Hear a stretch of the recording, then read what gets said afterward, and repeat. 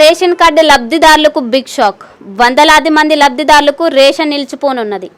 ఎందుకంటే రాష్ట్రంలో అనుమానాస్పద రేషన్ కార్డులపై విచారణ పూర్తయింది. గత 6 నెలలుగా రేషన్ తీసుకుని 76,842 మంది లబ్ధిదారులకు అనర్హులుగా గుర్తించబడ్డారు. ఈ వివరాలు పౌర సరఫరా శాఖ జిల్లా కలెక్టర్ కు పంపించింది. జాబితాలలో ఉన్న వారిని రేషన్ లబ్ధిదారులు జాబితా నుంచి తొలగించనున్నారు. కేంద్ర ప్రభుత్వం అందించిన డేటా ఆధారంగా మండల స్థాయిలో రెవెన్యూ అధికారులు స్థానికంగా విచారణ చేపట్టి అర్హులెవరో అనర్హులెవరో అనే అంశాన్ని స్పష్టంగా గుర్తించారు. ఈ అనర్హుల్లో 60% మంది పైగా వలస వెళ్లిన వారు, మరణించిన వారు లేదా 2 వేరు రేషన్ కార్డులు పేర్లు ఉన్నవారని అధికారులు వెల్లడించారు. అత్యధికంగా అనర్హులు తేలిన వారు హైదరాబాద్, కరీంనగర్, మేడ్చల్, నల్గొండ జిల్లాకు చెందిన వారు కావడం గమనార్హం. ప్రభుత్వం ఈ ప్రక్రియ ద్వారా రేషన్ వ్యవస్థలో పారదర్శకత పెంచే లక్ష్యంతో ముందుకు వెళ్తోంది. అందుకే నిబంధనల ప్రకారం అనర్హులు రేషన్ నిలిచిపోయేలా నిర్ణయం తీసుకుంది. ఇక రాష్ట్ర వ్యాప్తంగా 3 నెలలు సరిపడా రేషన్ ఒకేసారి పంపిణీ చేయడంతో రేషన్ దుకాణాల వద్ద ప్రజలు బారుతీరున్నారు. జూన్ 1 నుంచి రేషన్ పంపిణీ ప్రారంభం అవడంతో ముఖ్యంగా హైదరాబాద్ నగరంలో సన్న బియ్యం కోసం ప్రజలు భారీ సంఖ్యలో క్యూ లైన్ లో కనిపిస్తున్నారు. వలస వచ్చిన వారు నగరంలో